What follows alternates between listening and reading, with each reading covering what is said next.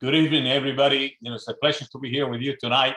This is about the Hispanic Political Action Committee, which our mission is to educate, learn about the local community, and at the same time to make sure that our community, which has, according to the 2020 census, has a Hispanic population is going to be projected to 24 to 26%. That means it's about anywhere from 470,000 residents of Palm Beach County, and obviously we know there's more than that, are residents of the county. The whole thing is about we do not endorse any specific candidate, not any political party, but it's about education, education, education, and how do we help the community understand the issues that are prevalent. And in this occasion, tonight, we have the pleasure of having City Commissioner Ty Penserga, of the city of Boynton Beach, that he is running for the candidacy of mayor at the city of Boynton Beach. Ty, we would like to welcome you. We would like to let us know, okay, what is your experience? What are the things that you can do for the city? And how can you communicate with the community? And when in Boynton Beach, the Hispanic population is close to 18%, according to the 2020 census. Welcome. Good evening, and thank you, Juan, and to all the organizers. Thank you for organizing this event. And I always appreciate the opportunity to share my story, to share what my heart is, and why I'm running for mayor. Again, my name is Ty Penserga. I'm the current commissioner in Boynton Beach. In addition to that, I sit on the board of the Community Redevelopment Agency, the CRA, the Quantum District, the South County Regional Wastewater Treatment Plant Board, and I also chair the School Advisory Council. And I mention all of those things because I want you to know that I'm all in. I am all in for Boynton Beach. And when I'm not doing all of that, I'm also a very proud public school teacher. I'm running for mayor because I grew up in this city, and I have seen the city get better in many ways. But I also know that there's still a lot of work to be done. For example, when I was younger, and I don't know if your viewers are from Boynton or have been to Boynton back then when we had Motorola. Motorola used to be our largest employer, and that had really good paying jobs. And when they left, what were they replaced with? With apartments, and only apartments. And so what we're finding out, and this is exactly what I hear when I speak to residents, lots of people are struggling financially to make ends meet. And that's what the data shows. The average income of an adult in Boynton Beach, believe it or not, according to the census, is about $30,000. Mm-hmm. That is not okay. $30,000 is not okay. The poverty rate, particularly in minority communities, is in the double digits. That is also not okay. Our largest for-profit employers now, I'm going to exclude the government and the nonprofit hospital, is actually Walmart and Waste Management. So why am I running for mayor? Where is my heart? I am trying to improve the economic conditions of the city, because at the end of the day, what it's about is changing the quality of people's lives. And the way we do that is by increasing economic opportunities, ensuring we have clean and safe neighborhoods, but fundamentally good economics. So I'm very proud of the work that I've done. So for example, one of the very first things I did when I got into office was pass an expedited permitting ordinance. If you want to open a business, particularly one that brings high paying jobs, when you should come to Boynton Beach, because we're going to give you the concierge service. We're going to welcome you. We're going to be a competitive city to our neighbors. And when we look at the beginning of the pandemic, we saw a lot of companies move to Palm Beach County and South Florida in general. They were leaving New York, they were leaving California, they were coming here. But when I speak to the BDB, the Business Development Board, and I ask, hey, how come they're not coming to Boynton? And here's what they said. They're not coming to Boynton because Boynton doesn't have what they call shovel-ready properties. And there aren't that many available land or parcels of land available to build a building or to build a factory, whatever your company might be. And we also don't have a lot of Class A office spaces. If you have a company, where would you go? And so one of my big strategic initiatives is the redevelopment of the mall. Why do I want to do that? Not only because we want more restaurants and more housing options and more retail, but because that is the opportunity to ensure that we have office spaces, medical spaces, dental spaces, and even a world-class institution of education right here in our city. Did you know that like 88%, almost 90% of the residents of Boynton, they live in Boynton, but they almost all leave Boynton to go to work somewhere else. And so I think that's a travesty, and there's a lot of work to be done. I'm here for the long fight, and that's why I'm running for mayor. So thank you for the question.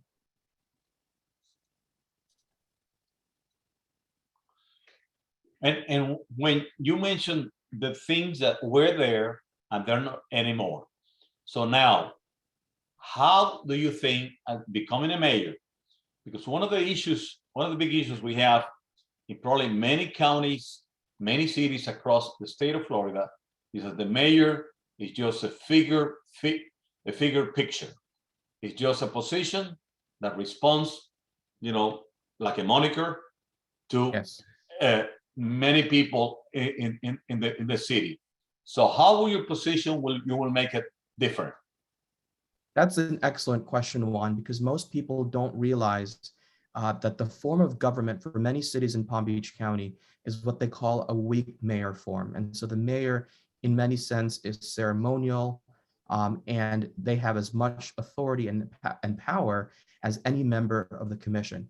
And so what I've shown over the past 2.5 years, it's actually more than that, but that I've been on the commission, is that I can work with anybody and everybody. And I've always been able to build coalitions on the commission. And so although an individual position, as for example, the mayor may not have that much of an authority, there is this power of leadership. And that is about leading not just the city, but also leading your partners, your colleagues on the dais. And we as a coalition on the commission is how we're going to turn things around, right? So individually, we are one, but collectively, we have the ability to do so much as a commission. So I'm leading not just the city, but also my colleagues on the dais. So right now, thank you for the answer. Right now you've been as a city commissioner, how long? It's been 2 years and 10 months. If I have that Perfect. correct. Now when you look historically and you look back at your time in place, so what made you think that you're going to be able to change the direction to make the people think differently about this position? Not that your person, which Steve is leaving, right? Because of yes, he's timed out. That's right. The current mayor. So what's going to make you different that you're going to be able to accomplish what you're looking for? So one, a lot of the power and the authority of the position comes from the person's ability to form relationships. And working with the commission, working with staff, let me tell you what I've been able to do. And this is why I'm so excited to run for mayor. When the residents of Sandalwood, that's a community in the city, when the residents said, Ty, we really need help fixing our sidewalks. What do we get done? We had their sidewalks fixed. When the teachers at Citrus Cove Elementary said, Ty, some of our teachers are doubling as crossing guards. And I'm like, that's not okay. We'll get you more crossing guards. And we got them more crossing guards. When I had residents from Boynton Lakes, for example, they said, Ty, there's a lot of accidents on Minor and Congress. And so we got them a traffic light. And then when I spoke to residents at Dos Lagos, they said, Ty, there's lots of accidents here in this canal. And first, let me mention, and we got them emergency lights on the canal because people have died on the canal, long story. But let me also tell you, and this is kind of what excites me as well. It's not just big picture policy that excites me. But when I spoke to residents from the Meadows and other communities, they said, Ty, Minor Road is incredibly dark. And Minor Road, by the way, is the road that cuts or bisects my district. And what we were seeing is that people were throwing garbage, not just loose garbage out of their cars, but like actual bags of garbage. They were leaving mattresses. I saw tires and toilets. and a vehicle. And one year, a young lady, I'm sorry to say this, but it was so sad, but a young lady, her body was dumped on Minor Road. And so when I found out about all of this, I made it my mission to make sure we had something as simple as street lights, because if you've driven through that area in my district, it is pitch black. And I'm proud to say we have 54 street lights added, sidewalks, crossing guards, traffic lights, whatever it might be, street lights. These are the little things in life that are tangible, that people can see every day. They're not going to miss it. And so why do I feel confident to run for mayor, and why am I enjoying it? Because I realized this is where I feel most fulfilled. When we organized the food drive in the height of the pandemic, I brought together Christ Fellowship. We brought together the city, of course, city staff and our police officers, and the Boynton Beach Mall. Can you imagine how many people we fed? There was tens of thousands of people we fed collectively throughout the experience. Combine that with my work on the CRA, the things that we do on paper, on the days, and then we get to open these homes in our partnership with Habitat for Humanity, to the Cesar family, to the Saint Germain family. These are the things that say, this is all worth it. So that's why I'm running for mayor, and I know that I can do more for the people.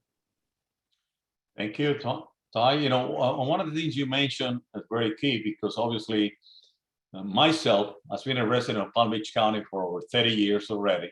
One of the things I've seen is the safety issues, where Yes. police enforcement is crucial.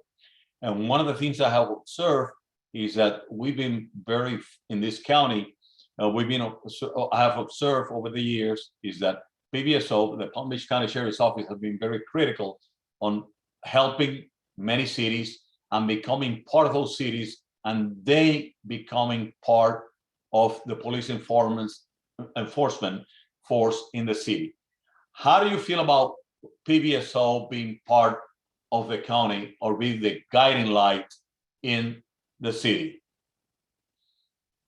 So I'm a big supporter of our law enforcement community. And what we're seeing now in the city is that PBSO has been a fantastic partner with Boynton Beach Police Department. In fact, there's many instances, many stories of mutual aid when they come in and they support our staff. And so that is something that I am going to continue to look forward to and build that relationship, because clearly we have a really good partnership, and that's something that we can grow. So absolutely. Thank you. I will let you an opportunity. Valentin, would you like to ask a question to candidate Ty Francerda, please? No te oigo, estás en silent, estás en mute. La ciudad de Boynton Beach es una ciudad que existen muchas minorías. ¿Cómo él o qué programa o qué proyecto tendría para ayudar a las minorías equitativamente? The question that Pastor Valentin is asking is, the city of Boynton Beach have a variety of minorities in there. So he's asking, what kind of programs can you bring on board to help those minority, community residents, to help them out? Absolutely. So Pastor Valentin, my heart is ensuring that the quality of people's lives get better. And let me tell you some of the things that we've done. For example, we have partnered with Florida Atlantic University. And what we've done with them is create a business incubator space. So when people want to open a business, they can come to City Hall, not just for paperwork, but for training, for education. And our partnership with FAU, this is FAU Tech Runway in the Boca Raton campus, that's where they develop companies. And they have developed many successful companies. And in addition to the training and support that they provide, they also bring in what they call venture capitalists, angel investors into this experience. So that is one way that we are supporting our local residents change their lives economically. Another way that we're doing that is through the CRA. Now, the CRA is the Community Redevelopment Agency. I'm also on the board of that. It's actually one of my favorite things that I do. And the CRA is tasked with ensuring that there is affordable housing, that there is good and sound redevelopment, but also supporting our local businesses. So if you want to open a business in Boynton Beach, we provide rent reimbursement, we provide interior and exterior funding to help you improve your business physical space. And so we are doing many things. On top of that, most recently, because of the American Rescue Plan Act, the ARP, which has sent millions of dollars into our communities. Boynton Beach has received a little over $13 million. We actually are now in the process of accepting applications from the community, whether it's from a business or a nonprofit, because, you know, I always say government can't do everything. Government doesn't know how to do everything, nor do we have the capacity to do that. But there are great partners in the community. And so we said, let's hear from the community. Let's build some partnerships. And so now we're actually taking applications for proposals that actually do just that, that support local businesses, that support residents in all kinds of ways. And that will be something that we'll be deciding on even before the election. So I'm really excited about that. And we're almost there. We have Mr. Bernard Wright is joining us. Welcome. So, excellent. Welcome. Good evening, Mr. Just Bernard a minute. Wright. Yes, just a minute. Yeah, I'm here, but just a minute. Go ahead. If y'all can hear me. Yeah, we can hear you. Move Can you around. please, if you're not going to be there, it's going to be any noise. Can you mute? Thank you.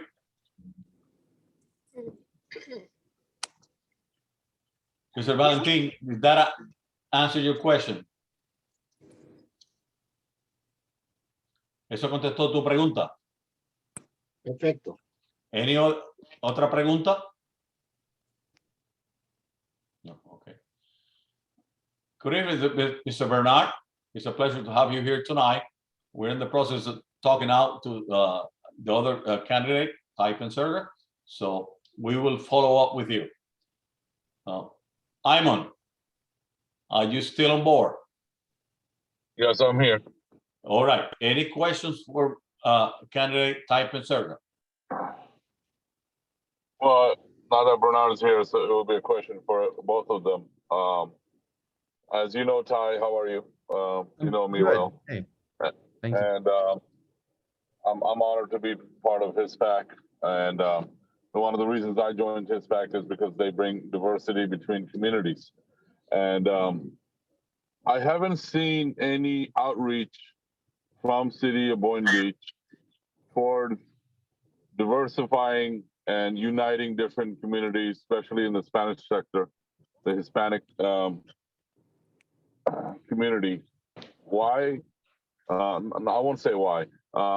What will you do different from what's been done with the city for all these years? That yes, we do have Martin Luther King a parade, which is great. I honor him.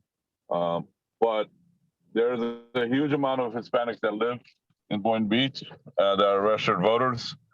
How do we reach out to those communities, and how do we help those communities to show their culture and make Boynton Beach more diverse?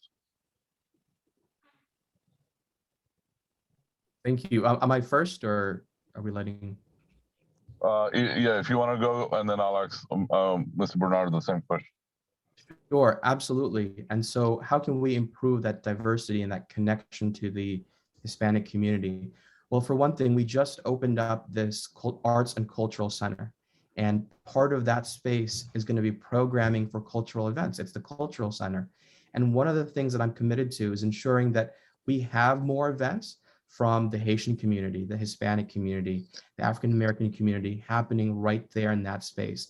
That is a public space, it's a public building, and we should use that to celebrate the community, absolutely. The other thing that I can commit to is I'm going to make myself accessible to all communities. I'm going to do my best. It is a challenge because I am one person, but it is something that I'm always going to try, and I'm always going to be available.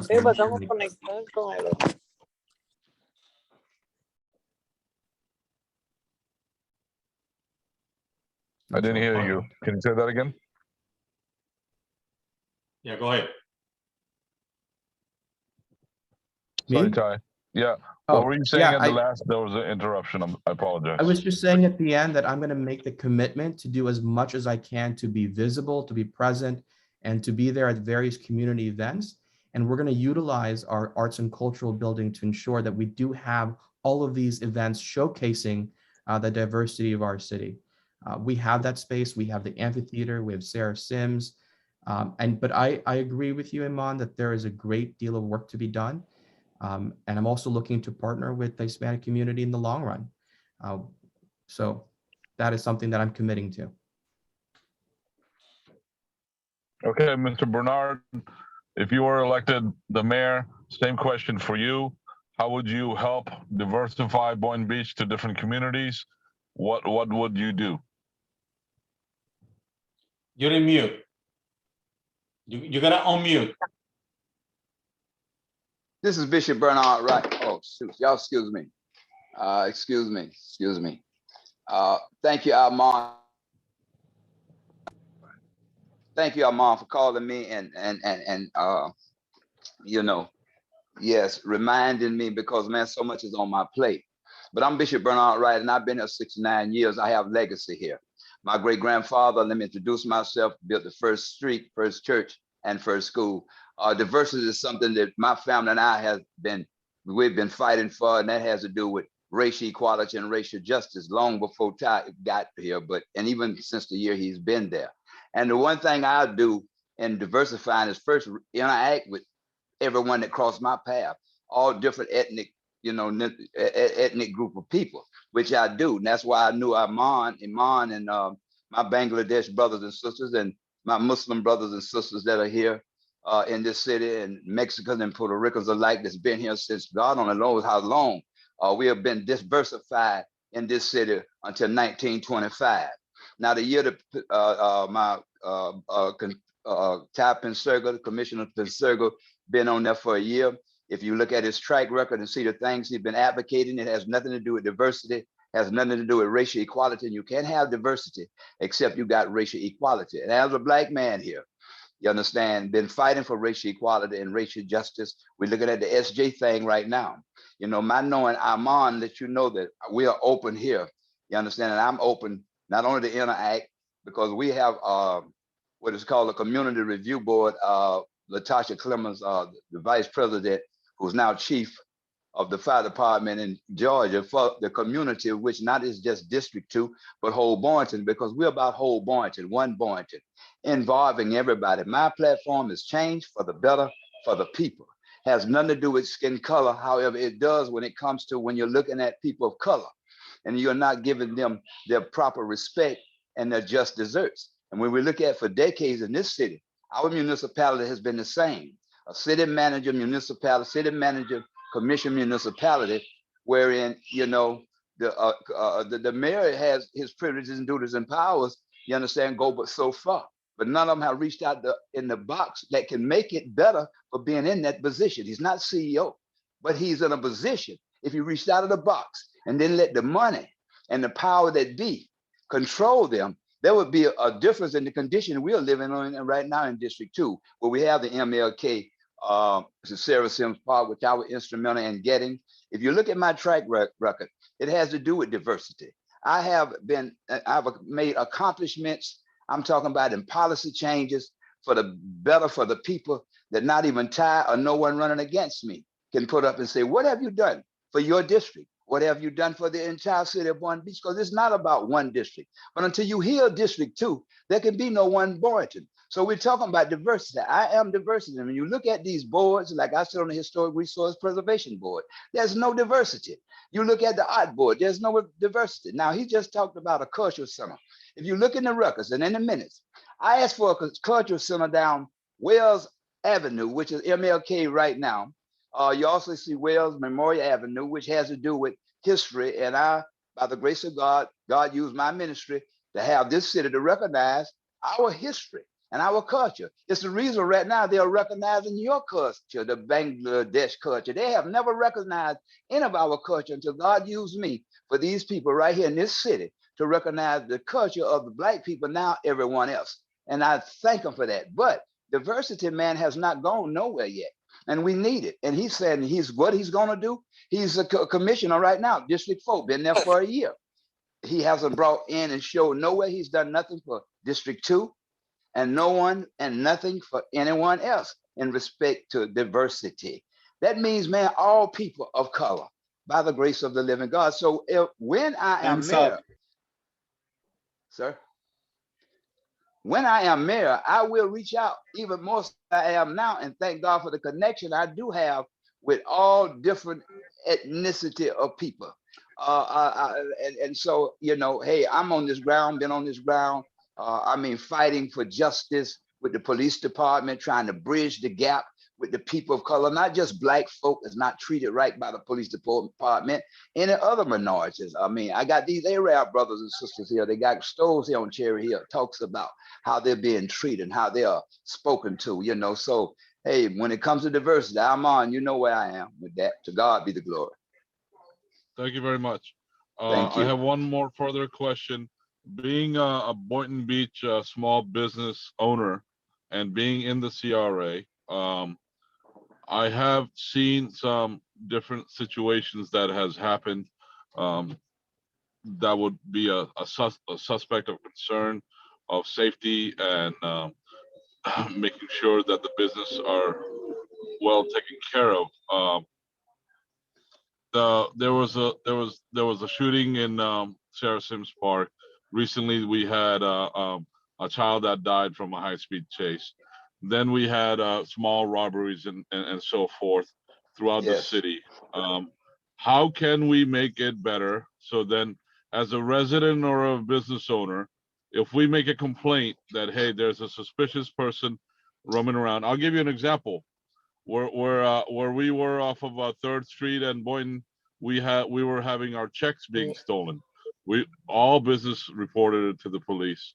We went to the commissioners and the city to get some assistance, but at the end of the day, it was us business owners that had to set up circuit cameras to capture this guy and report it to the police.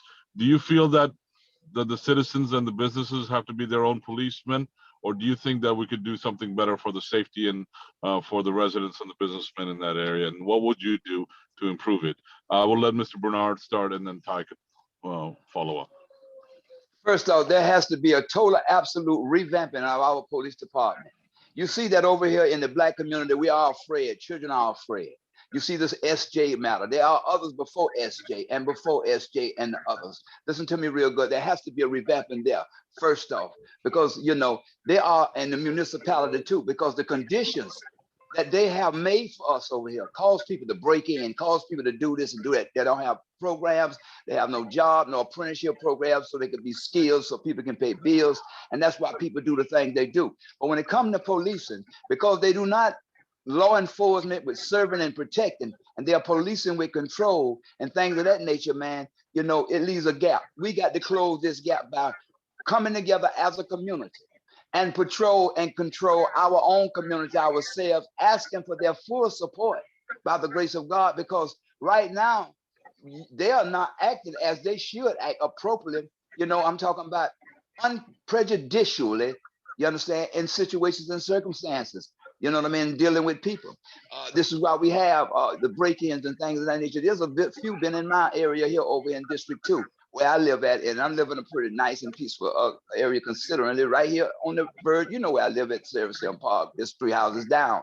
But man, I tell you, this has to be done because they are not, and I got video footage of it. Many of it I can show you through my friend Ernest Magnolia to show you how they sit for 3 hours in one place, how the police themselves run the red light down there where they have the colors down there, the tapping circle, spend $12,000 when people are suffering. But let me just say this here for real. We have got to see that the police department do what they're supposed to do, man, and patrol in the areas they should patrol.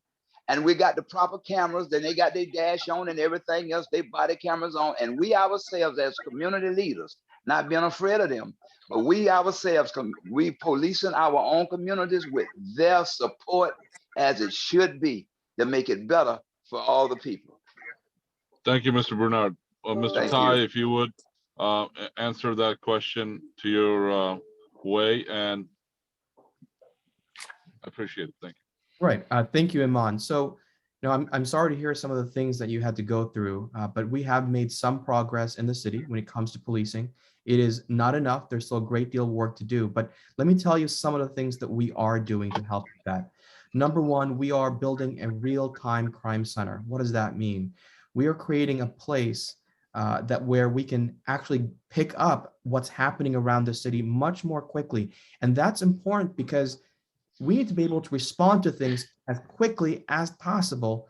And one of the programs that we're going to be implementing is that if you have a business and you have CCTV cameras, you'll be able to connect with our police department. So our police officers can, again, this is voluntary, this is something that you would choose, can see through the videos and use that to aid them in their response.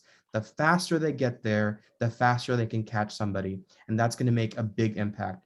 Another proposal that I've been very supportive of, and I'm going to keep pushing it through, is something called a shot spotter. There's a lot of shootings that go unreported. Maybe it's because people are afraid to say anything about it. Maybe people are getting used to it. And there's a combination of all kinds of things. But this system called the shot spotter will pick up gunshots no matter where it is in the city. Again, it's all about increasing response time when things happen, so we can respond to it as quickly as possible and get it under control. Another thing something that I've really been pushing forward is also hiring more police officers. Why is that? Because we can have all the technology in the world, but there is no replacement for people, right? I've been to community events, and what they tell me is that they need more good police officers in their community, whether it's a small business. So for example, we have a program called the Neighborhood Officer Program, where they'll come in and visit your business. More officers should be doing that. They should be building a relationship with small businesses and the children and the community more broadly. So building those relationships, creating programs where they get to know how the police department works and know their local officer, I'm all for that, and I look forward to building on that. Thank you. Thank you very much. That's all my questions. Mr. Wright, one of the things I think you call yourself a bishop. Could you help me understand where that title comes from? Are you part of any particular church religion, or you've been assigned that position by a particular church or organization? Thank you. You're on mute. You gotta unmute yourself. You're mute. Still muted. Hey, that's Thank you. interesting. Thank you. That's interesting. I'm glad you asked that. It enables me to be able to give a little teaching. Inside the church, which is the ecclesia, the body of Christ we're talking about, the members inside there, God appointed some to be apostles, prophets, evangelists, pastors, and teachers for the work of the ministry to bring us into the unity of the bond of peace and to what is called an epignosis in the Greek, meaning a mature knowledge of Jesus Christ. So these are the gifts that's in the church. Now, outside of that, there is what is called bishop and deacons, which are desired positions, but there are qualifications for those positions. I qualify for that position, desire that position after having been ordained by God in the church as an evangelist. I'm a minister. My ministry is Bernard Wright Ministry, 501c3 nonprofit. I was ordained in Las Vegas before Dr. James Robertson just passed away in April. We were doing a movie, and I was to be the first one to be ordained, consecrated a bishop, you understand, in a movie. But he's been watching me for years in my ministry. Bishopric has to do with one that is overseeing a ministry that has to do with not just a church of people in respect to, the body of Christ, but people, period. My ministry is not in a church and a pulpit, but out here where people is, because it's about humanity. And I've been in this ministry of mine for 9 consecutive years, seeing policy changes and things happening and accomplishments like with the Saracen Park and with Wells Landing and Ocean Breeze East, and seeing the book bag drive and feeding seniors through this pandemic for 2 years. The things I've been doing for 9 consecutive years. He said, hey, Minister Bernard Wright, You are a real bishop in respect to superintending your ministry, consistency. I've seen no one with the consistency of you, 365 days, taking $1 off the pool for the children because it hurt the people over there because of their income being so small at a minimum. You have been standing out there, man, 365 days a year as a parent, as a husband, with a family. You know what I mean? And you know, for real, working nowhere but what you've been doing. By the grace of the living God, I have got to consecrate you a bishop. So it's all ordained, all official. I didn't put my title there. I am baptized in the Holy Spirit, filled with the Holy Ghost, evidence with speaking in tongues, lay hands on sick people, do see them recover, know the power and glory of God. I'm not faking it, Thank baby. you. It's real. Thank you. Okay. I'm sorry. Mr. Bernard, what experience sir. you have in the political administration of cities? What kind of position you held before with any city, whether it's Boynton Beach or any other? I have held no position in no other city, but right here where I sit on the Historic Resource Preservation Board and sit on the Student Advisory Council at our wonderful education institution, Ponciana Elementary. Those two great boards that are very necessary right now. Thank you. Appreciate it. Mr. Valentin, you have any question for Mr. Wright? You're in mute. Estás muted. Tienes que unmute. Quería preguntarle, no sé si a los dos, pero las iglesias, como pastor, me preocupa porque muchas de las ciudades no están permitiendo que iglesias puedan participar, rentar en centros comerciales, en lugares públicos. Y muchas iglesias están teniendo problemas porque no consiguen lugares donde se puedan congregar. Como alcalde, ¿ellos estarían dispuestos de alguna manera a hacer una apertura para esto? Okay, he has a question for both of them. Mr. Wright, I'm going to start with you. One of the issues that we're facing is that many cities do not provide opportunity for churches to rent a space in the community spaces available. What kind of direction, what kind of policy will you try to put in that place? You got 2 minutes. You mean in renting space? Well, first off, you know, I think we need a whole revamping of our CRA. You understand? Because they own most of the properties here and a whole lot of the buildings here.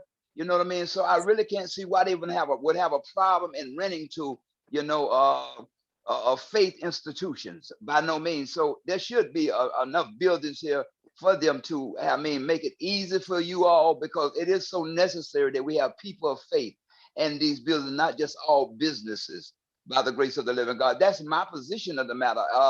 There are even some properties here that you maybe not want to rent. You may want to buy that, you know, because in a ministry, it's not just going to church. We talk about the ministry have businesses where they sell shoes and then, you know what I mean? They have banks, you know, because that's what the church is all about. All the money don't go to the world. They go into the churches having enough money and resources so they can help their people by the grace of God. So I'm definitely for, you know, space being allotted and being open for, you know, ministries. Thank you. Thank you. Mr. Todd, Pensager? Thank you. So when it comes to using government buildings for religious purposes, we're not allowed to do that. There's separation of church and state. However, if a church has a nonprofit that is doing good work in the community, then absolutely they should be able to use that space, the cultural center or a park or whatever venue it might be. In fact, what I'm really proud of, and it's not something I've talked about a lot, but we have built a partnership with Urban Youth Impact, and they'll be coming into Boynton Beach. We've finalized that partnership, and Urban Youth Impact is going to focus on making sure that young kids are educated. We're going to improve their reading scores, their math scores, and I'm really excited to roll that out. It's still premature, but we're almost there, ready to announce that. But absolutely, I think there is space, there is an avenue for partnership with nonprofits, whether it's religious or it comes from a religious institution. But if you're doing good work in the community, absolutely, we should partner with you. As I said before, we can't do everything. We got to find good people to work with and help carry that out to affect communities around us. So absolutely. Thank you, Mr. Presenter. Mr. San Roman, I believe you're on the line. Can you ask the next question, please? Yes. Thank you, Juan Pagan. Mr. Wright, Mr. Pensega, thank you for being here with us tonight. I know your calendar must be full of these type of interviews, but we thank you for being here. I have a question for both candidates, and I'll start with Mr. Wright. What is your take on the national rhetoric regarding defunding the police? I don't believe that the police need to be defunded in that respect per se, under no circumstances. Policing, I don't even like the word police because of its origin and its purpose. You understand? And for real, I like law enforcement, and they like what he was talking about, the police neighborhood program. It's not that, it's the officer neighborhood program, and either one had them to change the name from police to officer because of what it connotates and connotes. We're trying to bring a bridge and bring folks together in that respect. And so what the only way I could see that to be, with changing the name first, you understand? And I'm going to expound on that just a little more because I want to hear exactly, give me a little more in the clarity of your question. Repeat it again. The national rhetoric regarding the defunding the police, what is your stand with that? Okay, that's what I'm saying. Now I got it. No, we don't defund the police. All we do, man, is just change the rhetoric. We change the academy and how they go by, you understand, getting their training. You know what I mean? So that when they do come out and they come out here, man, they are really qualified to deal with people and have no colors, no nothing, and all of this excessive force action, none of this, because man, we're dealing with children out here, we're dealing with mental health out here, which I like to call trauma-informed care is what they need and not mental health, because you got to meet people at their trauma. But listen to me real good. And I'm not about no. And we don't need more policing. We just need the law enforcement officers that we have now to just do their job and do it properly. We don't need to spend excess money for more polices and law enforcement when we need a lot of more things to bridge the gap when it comes to racial equality and diversity here in this city. And I'm talking about not this country right now, because it's the need for it all, but Boynton Beach is what we're talking about now, bringing diversity in here. So it'll be a one Boynton. Don't be different in divisions in the districts. No, we're not going to defund the police. But we're not going to give them all that excess money to try to get all these big weapons that they don't need, you understand? But learn how to deal with people so we can have a better community. That's my position in the matter. Thank you, Mr. Wright. Mr. Thank you. Presenter? Yeah, I don't support any of this national rhetoric on defunding the police at all. I'm a public school teacher, and they're always trying to defund us. They want us to do more with even less. And what's really, the issue here is, how are we spending the money and what are our priorities in that funding? One of the things I discovered when we were reviewing the budget was that overtime pay had tripled. And that shocked me because for something to triple in 1 year, that's a big deal financially, but also about the human impact. What does that tell us about our officers? That means they're burning out, they're overworking. And so, this is why I said earlier, we do need to hire more police officers as a ratio of the size of our city. It does not mean over-police certain communities. It just means we need to keep up with the growth of our city. Boynton Beach is the third largest city in Palm Beach County, and we are growing. And you know what? In addition to that, one of the things that I've learned from speaking to our officers, there's a lot of mental health issues. Mental health is something that we've talked about in minority communities, but that's also true for the law enforcement community. They need to have the support. They also need additional training and all of that. So no, I'm not in favor of defunding the police. And when I actually go to community events and talk to people, no one is saying defunding the police. Thank you. Thank you. I would like to give you, Mr. Wright, 1 minute to say goodbye. So we're running out of time. So thank you for being here with us tonight. So go ahead, Mr. Wright. I really appreciate y'all and thank you. I just thank God got a for me minute. having. I need to unmute. Yeah. Am I muted, Anna? Am I not? Yeah, you got 1 minute. Okay, thank you, Armand. Thank you. I appreciate all of y'all coming on to see my position in the matter by the grace of God. And we want to continue our relationship that we have. We want to continue to go out further into this community to bring folks together, because it's about unity and community and having change for the better for the people. I thank you all asking for your prayers. It is about voting. Voting is important, but who you vote for, what makes the difference. Let's look at what has been done now and from the last 9 years, what anyone has been doing with the people's best interests at heart. I don't think Ty, none of my opponents, is able to stand up and say, hey, here's my evidence that I'm for the people. I'm not for one group. I'm not for none sorority, fraternity. No, I am for the people. I can stand up and say that and declare that in the name of Jesus the Christ, by the grace of the living God. And I'm a man of faith. And if you're a man of faith, then we're about the same thing. What's righteous, what's right, by the grace of the living God. Thank you all for coming on. Have a great night. Stay safe and stay focused. Thank you very much, Mr. Ponserga. Yep. Thank you for this opportunity as well to share my story and to share where my heart is and why I'm running for mayor. Listen, we're at a turning point in our city's history. And what I can tell you is that I've been proven, I've been tested, and I'm ready. And that's why I have been endorsed by hundreds of residents and organizations like our law enforcement community, our small business community, and so many other groups of people. I'm ready, and I'm ready to move our city forward. Thank you. Thank you very much. Thank you very much to both candidates. It's been a pleasure to be here with you tonight. So I wish you the best to both of you. So we'll have to say thank you and keep working for the cities. Have a good evening. Good evening. Same to everybody. you. Thank you. All right, Ty.